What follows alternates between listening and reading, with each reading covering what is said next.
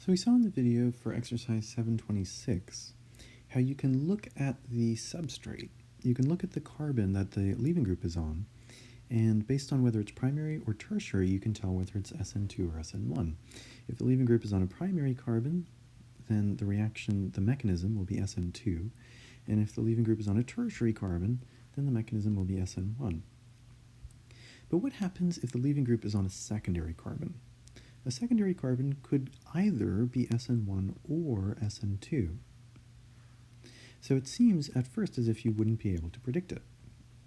In order to predict the mechanism for a substrate that has a leaving group on a secondary carbon, you want to consider two factors. You want to consider the nucleophile, and you want to consider the solvent. Now, for this video, in this exercise that we're about to talk about, exercise 727, we're thinking about the solvent. We're thinking about the nucleophile.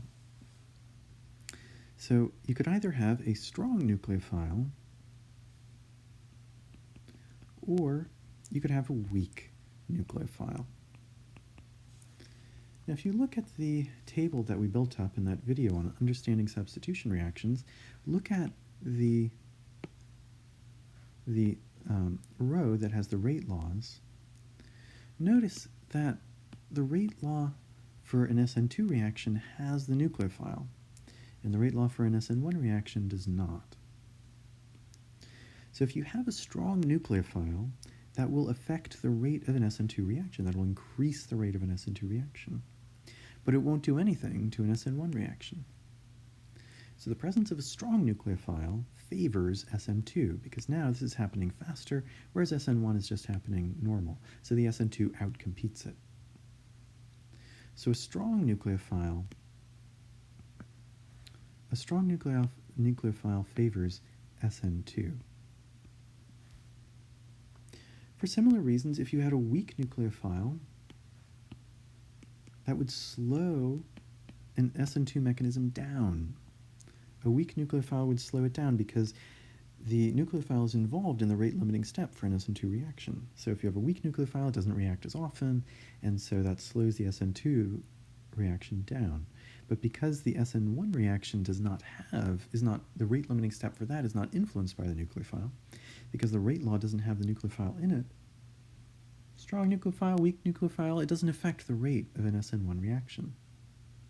So a weak nucleophile will slow the SN2 reaction down and favor the SN1 reaction. So a weak nucleophile favors an SN1 reaction. Okay, so far so good. If we have a leaving group on a primary carbon, definitely SN2. Leaving group on a tertiary carbon, definitely SN1. If it's on a secondary carbon, we have to look at the nucleophile and the solvent.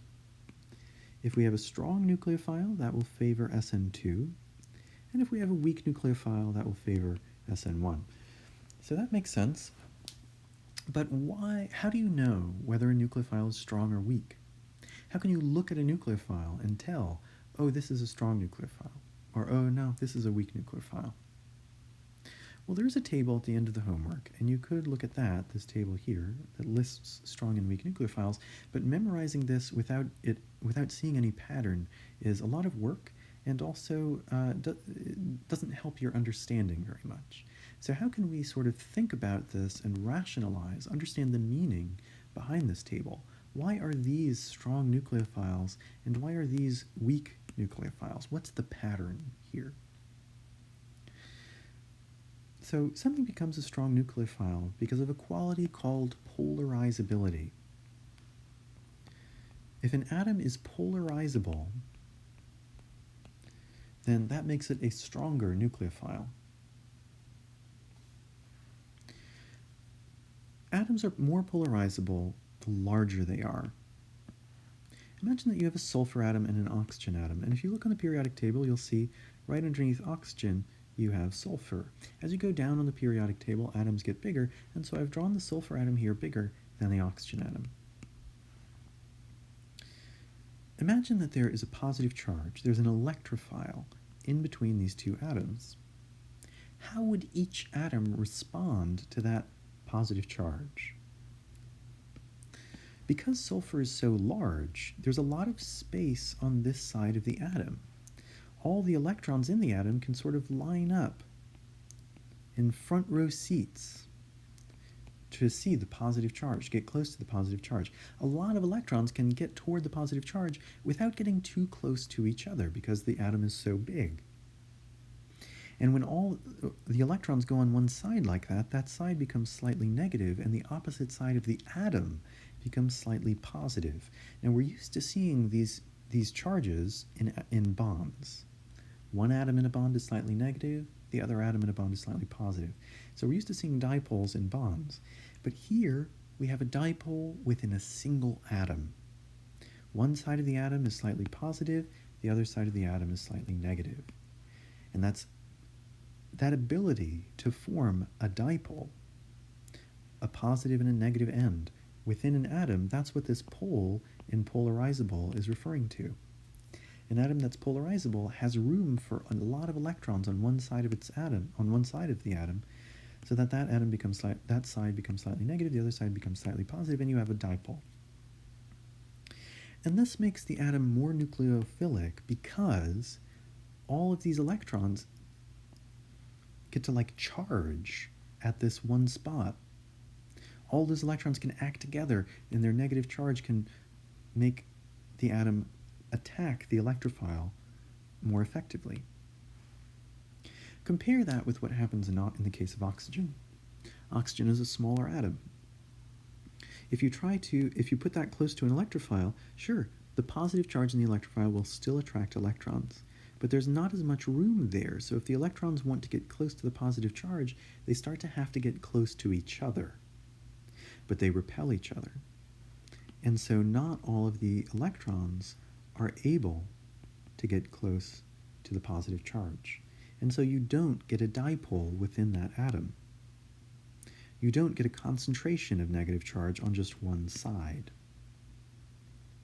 And so it's a worse nucleophile because not all of its electrons can get close to the electrophile and help to attack it. So good nucleophiles are very polarizable, and so they're usually pretty big. So now let's look back at that table. Notice the strong nucleophiles include all of the halogens. The halogens are famous for being big. That's why they're good leaving groups. They can take electrons and pop off of a molecule because they can spread those electrons out through their enormous space, and that dilutes the charge. And so for the same reason, they're strong nucleophiles because they're so big and therefore they're polarizable. So if any of the halogens have that negative charge there, they're strong nucleophiles. Notice any sulfur compounds are strong nucleophiles because sulfur is big, whether it has a negative charge or no charge at all. Sulfur compounds are strong nucleophiles. Now, if an atom isn't polarizable, it can still be a strong nucleophile. It just has to have a full negative charge. So in this case, oxygens or carbons with full negative charges are strong nucleophiles. Not because they're polarizable, rather, despite the fact that they're not polarizable, because they have a full negative charge. That's what makes them a strong nucleophile. The weak nucleophiles are small atoms, so oxygen, if it doesn't have a negative charge. And this fluorine is so small and so unstable that it tends to only act as a base. So it tends to grab the closest thing to it, which is usually a hydrogen. And so it doesn't really act as a nucleophile. It's so unpolarizable that instead of acting as a nucleophile, it'll almost always act as a base.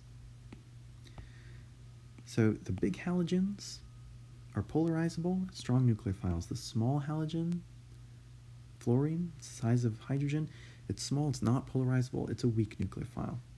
Any big atom like sulfur, whether it has a negative charge or not, strong nucleophile, but small atoms like oxygen or carbon are only strong nucleophiles if they have a full negative charge. If they don't, then they're weak nucleophiles. So that's the pattern behind that table.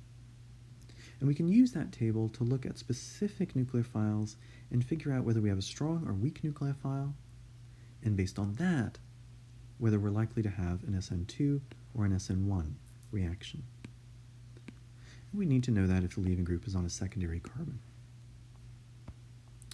Okay, so here we have a molecule, ethanol, it's drinking alcohol, and we have an oxygen there with no full negative charge. So that is a weak nucleophile. And if you want to be sure, you can always check it with the table. You have this down here. Remember, in R in organic chemistry is any carbon chain. It's like an X in math. X in math is any number. R in organic chemistry is any carbon chain.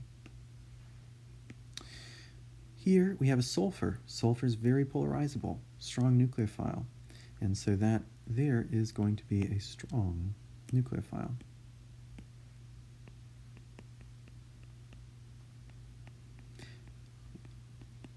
And compare the difference. This ethanol is a weak nucleophile that would favor an SN1 reaction.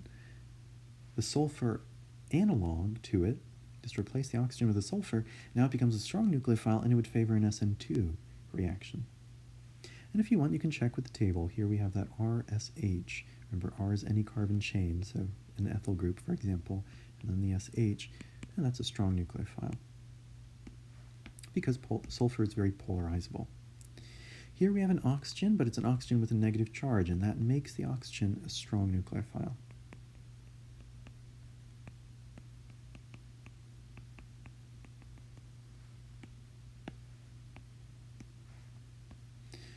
And this bottom one, now this is really an ionic compound. What you have here is a metal and a non-metal. You want to think about these separately. So the metal and the non-metal will separate in solution, and this is your nucleophile. So what we have there is an oxygen with a full negative charge. And if an oxygen has a full negative charge, it's a strong nucleophile.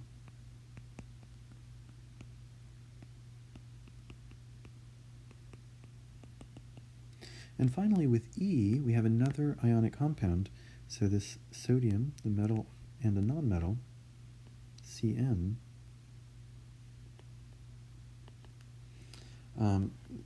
our nucleophile is really just this Cn. And notice that you have a full negative charge on a small atom. That makes it a strong nucleophile. So this is going to be a strong nucleophile. So any of these strong nucleophiles will favor an SN2 reaction, and any weak nucleophile will favor an SN1 reaction. And you can use that information to help to decide the mechanism